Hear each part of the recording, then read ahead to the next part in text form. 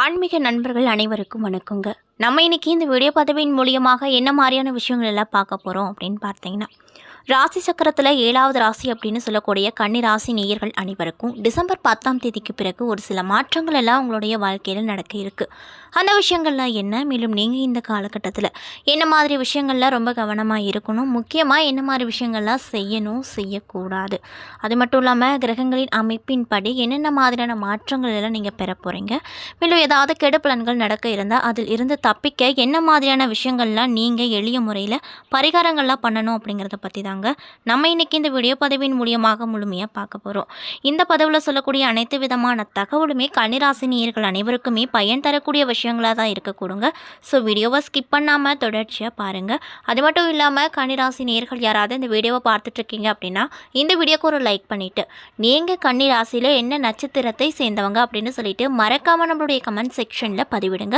மேலும் இது போன்ற ஆன்மீக தகவல்கள் அனைத்தையுமே உடனடியாக தெரிஞ்சுக்கணும் அப்படின்னு நினச்சா நம்மளுடைய சேனலை மறக்காமல் சப்ஸ்கிரைப் பண்ணிவிட்டு கீழே இருக்கும் பெல்லைக்கானையும் மறக்காமல் கிளிக் பண்ணுங்கள். அப்போ தான் நம்ம சேனலில் போடுற ஒவ்வொரு வீடியோவுமே உங்களுக்கு நோட்டிஃபிகேஷன் ஆக உடனுக்குடனே வந்து சேருங்க. ஸோ இப்போ வாங்க நம்ம வீடியோக்குள்ளே போகலாம். திருக்கணித பஞ்சாங்கத்தின்படி நவ கிரகங்களின் சஞ்சாரத்தை பார்ப்பதால் சூரியன் விருச்சிக ராசியில் இருக்காரு, செவ்வாய் கடக ராசியில் இருக்காரு, புதன் விருச்சிக ராசியில் நிற்கிறாரு. மேலும் 26ஆம் தேதி புதன் வக்ரகதி அடைந்திருக்கிறாரு. ரிஷபத்தில் குரு இருக்காரு, சுக்கிர பகவான் தனுசு ராசியில் இருக்காரு. மேலும் டிசம்பர் 2ஆம் தேதி அன்று மகரத்திற்கு சென்றிருக்காரு சுக்கிர பகவான். சனி பகவான் கும்பராசியில் அமர்ந்திருக்காரு. மீனத்தில் ராகு பகவான் அமர்ந்திருக்காரு. கன்னியில் கேது பகவான் அமர்ந்திருக்காரு. மேலும் இந்த காலகட்டத்தில் மற்ற கிரகங்களின் மாற்றம் எதுவும் இல்லை அப்படின்னு சொல்கிறாங்க. சந்திரன் இந்த வாரம் துலாம், விருச்சகம், தனுசு, மகரம் ஆகிய ராசிகளில் பயணம் செய்கிறாரு. மீனம், மேஷம், ரிஷபம், மிதுனம் ஆகிய ராசிக்காரங்களுக்கு சந்திராஷ்டமம் இருப்பதால் நீங்கள் இந்த காலகட்டத்தில் ரொம்ப கவனமாக இருக்கணும் அப்படின்னு சொல்லப்படுதுங்க. மேலும் இந்த வாரம் கிரகங்களின் சஞ்சாரம் மற்றும் கூட்டணி பார்வைகளால் டிசம்பர் 10ஆம் தேதிக்கு பிறகு இந்த கன்னிராசி நேயர்களுக்கு என்ன மாதிரியான மாற்றங்கள், எப்படிப்பட்ட பலன்கள் எல்லாம் கிடைக்க போகிறது அப்படிங்கிறத பற்றி தெளிவாக இந்த வீடியோவில் பார்க்கலாம். ஸோ வீடியோவை ஸ்கிப் பண்ணாமல் பாருங்கள். அறிவுத்திறனை அள்ளித்தரக்கூடிய புதன் பகவான அதிபதியாக கொண்டிருக்கக்கூடிய ராசி அன்பர்கள் தான் கன்னிராசி அன்பர்கள். மேலும் சூரிய பகவான் இந்த காலகட்டத்தில் உங்கள் ராசிக்கு 3வது இடத்துல அமர்றாரு. இதனால் வேலை காரணமாகவோ விசேஷ நிகழ்ச்சிகளின் கலந்து கொள்வதற்கோ வெளியூர் சென்றால் வீட்டை நன்றாக பூட்டிவிட்டு செல்லுங்க. நகைகள், பணங்கள் போன்றவற்றை வீட்டில் வைக்க வேண்டாம். சந்திரனின் இடப்பெயர்ச்சியும் பெரிதாக முன்னேற்றத்தை கொடுக்காது. போட்டி பந்தயங்களில் மனதை செலுத்தாதீர்கள். அதனால் வீண் விரயம் மட்டுமே உங்களுக்கு ஏற்பட போகுது. செவ்வாய் பகவான் இந்த காலகட்டத்தில் உங்கள் ராசிக்கு 11வது இடத்துல அமர்றாரு. இதனால் மணல், செங்கல் போன்ற வியாபாரம் மன நிறைவை கொடுக்குங்க. பகையை மறந்து விரோதிகள் உங்களின் சொல்லுக்கு கட்டுப்பட்டு நடப்பாங்க. இதனால் ரொம்பவே சந்தோஷமாக இருப்பீங்க. மேலும் புதன் பகவான் இந்த காலகட்டத்தில் உங்கள் ராசிக்கு 3வது இடத்துல அமர்றாரு. இதனால் புதிய ஜீவன் உருவாகும். அதாவது குழந்தை இல்லையே அப்படின்னு சொல்லி கவலைப்பட்டிருந்த தம்பதிகளுக்கு குழந்தை பாக்கியமானது கிடைக்கும் அப்படின்னு சொல்லப்படுதுங்க. அது மட்டும் இல்லாமல் குரு பகவான் 9ஆம் இடத்துல இந்த காலகட்டத்தில் அமர்றாரு. இதனால் தொழிலுக்கு தேவையான லைசன்ஸ் கிடைக்கும். மேல் அதிகாரிகள் உங்களுக்கு அனுசரணையாக இருப்பாங்க. பிள்ளைகளால் பெருமை உண்டாகும். அதே போல் சுக்கிர பகவான் 4 மற்றும் 5 ஆகிய 2 இடங்களில் அமர்றாரு. இதனால் வேலை காரணமாக குடும்பத்தை விட்டு வெளியூரில் தங்க வேண்டிய கட்டாயத்தில் இருப்பீங்க. மேலும் சனி பகவான் இந்த காலகட்டத்தில் உங்கள் ராசிக்கு 6வது இடத்தில் அமர போகிறாரு. இதனால் நண்பர்களை நம்பி முக்கிய காரியத்தில் இறங்க வேண்டாம். வழக்குகளில் சாதகமான முடிவை எதிர்பார்க்க இயலாது. மேலும் பகவான் இந்த காலகட்டத்தில் உங்கள் ராசிக்கு 7வது இடத்துல அமர்றாரு. இதனால் அனாவசியமாக மற்றவர் விஷயத்தில் தலையிட பழி சொல்லுக்கு ஆளாகாதீங்க. மேலும் பெற்றோர்கள் உடல் நிலையில் கவனம் தேவை. கேது பகவான் இந்த காலகட்டத்தில் உங்கள் ராசிக்கு 1வது இடத்துல அமர போகிறாரு. இதனால் உறவினர்களால் தொல்லைகள் ஏற்படும் அப்படின்னு சொல்லப்படுதுங்க. அதே போல் கன்னிராசியில் உத்திரம் 2, 3, 4 பாதங்கள், அஸ்தம், சித்திரை 1 மற்றும் 2ஆம் பாதங்கள் என நட்சத்திரங்கள் இருக்குது. கிரகநிலையை பொறுத்த வரையில் ராசியில் கேது, தைரிய வீரிய ஸ்தானத்தில் புதன் மற்றும் சூரியன், சுகஸ்தானத்தில் சுக்கிரன், ரணருண ரோகஸ்தானத்தில் சனி, களத்திர ஸ்தானத்தில் ராகு, பாக்கியஸ்தானத்தில் குரு, தொழில் ஸ்தானத்தில் செவ்வாய் என கிரக நிலைகள் அமைஞ்சிருக்கு. மேலும் கிரக மாற்றங்களானது 3/12/2024 அன்று சுக்கிர பகவான் சுகஸ்தானத்தில் இருந்து பஞ்சமஸ்தானத்திற்கு மாறி இருக்காரு. இதனால் உங்களுக்கு இந்த டிசம்பர் 10ஆம் தேதிக்கு மேலே என்ன மாதிரியான மாற்றம்லாம் கிடைக்கும் அப்படின்னு பார்த்தீங்கன்னா, எதிர்ப்புகள் அனைத்துமே நீங்க போகுது. பகை விலகி எதிலுமே வெற்றி கிடைக்கும். தன்னம்பிக்கை அப்படிங்கிறது அதிக அளவில் இருக்கும். தகராறுகள் வழக்குகளில் சாதகமான போக்கு காணப்படும். நன்மை தீமைகளை பற்றி கவலைப்படாமல் எதையும் துணிச்சலாக செய்து முடிப்பீங்க. குடும்பத்தில் இருந்து வந்த மன வருத்தங்கள் மாறி சுமூகமான நிலைகள் காணப்படும். கணவன் மனைவிக்கிடையே இருந்து வந்த இடைவெளி குறையும். உத்தியோகத்தில் இருப்பவங்களுக்கு வீண் அலைச்சல் குறையக்கூடும். எடுத்த காரியத்தை வெற்றியோடு செய்து முடிப்பீங்க. தொழிலை விரிவாக்கம் செய்வதற்கான முயற்சிகளில் ஈடுபடுவீங்க அப்படின்னு சொல்கிறாங்க.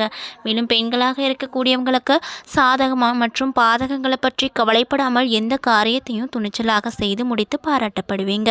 அதே போல் கலைத்துறையில் இருக்கக்கூடியவங்களுக்கு பேச்சு திறமையால் காரியங்களை சாதகமாக செய்து முடிப்பீங்க. அரசியல் துறையில் இருக்கக்கூடியவங்களுக்கு எதிர்பார்த்த காரியங்கள் தடையின்றி முடியும். மாணவர்களுக்கு போட்டிகள் குறையும். மேலும் உத்திரம் 2, 3, 4 பாத நட்சத்திர அன்பர்களுக்கு இந்த காலகட்டம் எப்படி அமைஞ்சிருக்கு அப்படின்னு பார்த்தீங்கன்னா, கணவன் மனைவிக்கிடையே இருந்து வந்த இடைவெளி குறைய போகுது. வீட்டில் சுப காரியங்கள் நல்லபடியாக நடக்கும். திருமண முயற்சி கைகூடி வரும். பிள்ளைகளால் பெருமை உண்டாகும். உடல் நலம் சிறக்கும். அது மட்டும் இல்லாமல் விரும்பிய காரியத்தை நிறைவேற்ற தேவையான மனபலம் அப்படிங்கிறது அதிகரிக்கும். மனக்கவலை குறைய போகுது. பணவரத்து அதிகரிக்கும். பயணங்கள் செல்ல வேண்டிய நிலை வரும். கொடுத்த வாக்கை இந்த காலகட்டத்தில் நீங்கள் கண்டிப்பாக காப்பாற்றுவீங்க. மேலும் அஸ்தம் நட்சத்திர அன்பர்களுக்கு இந்த காலகட்டமானது எப்படி இருக்கும் அப்படின்னு பார்த்தீங்கன்னா, நண்பர்களுடைய உதவியால் எதிர்பார்த்திருந்த காரியங்கள் நல்ல முறையில் முடியும். உத்தியோகத்தில் இருப்பவங்களுக்கு வீண் அலைச்சல் குறைய போகுது. எடுத்த காரியத்தை வெற்றியோடு செய்து முடிப்பீங்க. எண்ணியபடி எல்லாமே நடக்க போகுது. விருந்து நிகழ்ச்சிகளில் கலந்து கொள்ளும் சூழ்நிலை வரப்போகுது. முக்கிய நபர்களின் உதவி கிடைக்கும். இன்னும் சிலருக்கு புதிய வாகனம் வாங்குவாங்க. பயணங்கள் செல்லவும் நேரிடும். மேலும் சித்திரை 1 மற்றும் 2ஆம் பாத நட்சத்திர அன்பர்களுக்கு இந்த காலகட்டமானது எப்படி அமைஞ்சிருக்கு அப்படின்னு பார்த்தீங்கன்னா, தொழில் மற்றும் வியாபாரத்தில் இருந்து வந்த போட்டிகள் குறைய போகுது.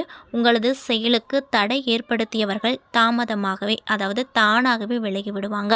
பணவரத்து அப்படிங்கிறது உங்களுக்கு கூடும். சாதகம் மற்றும் பாதகங்களை பற்றி கவலைப்படாமல் எந்த காரியத்தையும் துணிச்சலாக நீங்கள் செய்து முடிப்பீங்க. எதிர்ப்புகள் விலக போகுது. தொழில் மற்றும் வியாபாரம் சற்று மந்தமாக காணப்பட்டாலுமே பணம் வருவது எந்த ஒரு தடையும் ஏற்படாது. உங்களுக்கு பணமானது வந்து கொண்டே இருக்கும். பார்ட்னர்கள் தொடர்பான விஷயங்களில் சாதகமான பலன்கள் கிடைக்கும். அதே போல் நீங்கள் இந்த காலகட்டத்தில் என்ன மாதிரியான விஷயங்களை பரிகாரமாக செய்யணும் அப்படின்னு பார்த்தீங்கன்னா, ஆஞ்சநேயரை வணங்கி வர எல்லா நன்மைகளும் உண்டாகும். மன தைரியம் கூடுங்க. ஸோ கன்னிராசி நேயர்கள் யாராவது இந்த பதிவை பார்த்துட்ருக்கீங்க அப்படின்னா, நான் சொன்ன மாதிரி இந்த விஷயத்தை தொடர்ச்சியாக பரிகாரமாக செய்து பாருங்கள். கண்டிப்பாக அந்த ஆஞ்சநேயர் உங்களுக்கு நல்ல ஒரு பலனையே கொடுப்பாருங்க. மேலும் உங்களுக்கு கன்னிராசி நேயர்கள் யாராவது தெரிஞ்சவங்களாக இருந்தால் அவங்களுக்கு மறக்காமல் இந்த பரிகாரத்தை ஷேர் பண்ணுங்கள். அவங்களும் பலனடையட்டும். அதே போல் இந்த காலகட்டத்தில் உங்களுக்கு பணவரவு அப்படிங்கிறது திருப்தி தரக்கூடிய வகையில் இருக்கக்கூடும். பிள்ளைகள் அல்லது பெண்ணின் திருமண விஷயமாக வெளியூர் பயணங்களை மேற்கொள்ள நேரிடும். வாழ்க்கை துணையோடு அனுசரித்து செல்வது இந்த காலகட்டத்தை பொறுத்த வரைக்கும் ரொம்ப நல்லது அப்படின்னு சொல்கிறாங்க. மேலும் வழக்குகளில் உங்களுக்கு சாதகமான சூழ்நிலையே காணப்பட போகுது. மற்றவர்களுக்கு நீங்கள் கடன் கொடுத்திருந்தால் இந்த காலகட்டத்தில் அது கண்டிப்பாக கிடைக்கும். அலுவலகத்தில் உங்களுடைய செல்வாக்கு அதிகரிக்கும். இன்னும் சிலருக்கு பதவி உயர்வு, ஊதிய உயர்வு போன்ற விஷயங்கள் அனைத்துமே இந்த காலகட்டத்தில் நடக்கும் அப்படின்னு சொல்கிறாங்க. இன்னும் சிலருக்கு இடம் மாறுதல் கிடைப்பதற்கான வாய்ப்பு இருக்க போகுது. வியாபாரம் விறுவிறுப்பாக நடக்கும். லாபமும் எதிர்பார்த்ததை விடவும் அதிகமாக கிடைக்கும். அது மட்டும் இல்லாமல் கடையை விரிவுபடுத்தும் எண்ணம் இருந்தால் இந்த காலகட்டத்தில் அதற்கான முயற்சியில் நீங்கள் ஈடுபடலாம். குடும்பத்தை நிர்வகிக்கக்கூடிய பெண்மணிகளுக்கு இந்த காலகட்டமானது மகிழ்ச்சி தரக்கூடிய காலகட்டமாக அமைய போகுதுங்க. வேலைக்கு செல்லும் பெண்மணிகளுக்கு அலுவலகத்தில் சலுகைகள் கிடைப்பதில் சந்தோஷம் உண்டாகும். மேலும் உங்களுக்கு அதிர்ஷ்டம் தரக்கூடிய எண்கள் 5, 8, அதிர்ஷ்டம் தரக்கூடிய நாட்கள் 5, 6. வழிபட வேண்டிய தெய்வம் பெருமாள். என்ன நண்பர்களே, இந்த வீடியோ பதிவுகளில் நாம் கன்னிராசி நேயர்கள் அனைவருக்குமே டிசம்பர் 10ஆம் தேதிக்கு பிறகு என்ன மாதிரியான மாற்றங்கள் உங்களுக்கு கிடைக்க போகுது, மேலும் நீங்கள் இந்த காலகட்டத்தில் என்ன மாதிரியான விஷயங்கள்லாம் செய்யணும் செய்யக்கூடாது, குறிப்பாக கிரகங்களுடைய அமைப்பானது எங்கெங்கே எப்பப்போ அமையுது, அதனால் என்ன மாதிரியான மாற்றங்கள் எல்லாம் உங்களுக்கு கிடைக்க போகுது அப்படிங்கிறத பற்றி தெளிவாக இந்த வீடியோவில் பார்த்துருப்போம். இந்த பதிவுகள் அனைத்துமே கன்னிராசி நேயர்கள் அனைவருக்குமே பயன் தரக்கூடிய விஷயங்களாக தான் அமைஞ்சிருக்குங்க. ஸோ வீடியோ பிடிச்சிருந்தால் லைக் பண்ணுங்கள், ஷேர் பண்ணுங்கள். அது மட்டும் இல்லாமல் கன்னிராசி நேயர்கள் யாராவது இந்த பதிவை பார்த்துட்ருக்கீங்க அப்படின்னா இந்த வீடியோக்கு ஒரு லைக் பண்ணிவிட்டு கன்னிராசியில் நீங்கள் என்ன நட்சத்திர அன்பர்கள் அப்படின்னு சொல்லிட்டு மறக்காமல் நம்மளுடைய கமெண்ட் செக்ஷனில் பதிவிடுங்க. மேலும் இது போன்ற ஆன்மீக தகவல்களை உடனடியாக தெரிஞ்சுக்கணும் அப்படின்னு நினச்சா நம்மளுடைய சேனலை மறக்காமல் சப்ஸ்கிரைப் பண்ணிவிட்டு கீழே இருக்கும் பெல் ஐக்கானையும் மறக்காமல் கிளிக் பண்ணுங்கள்.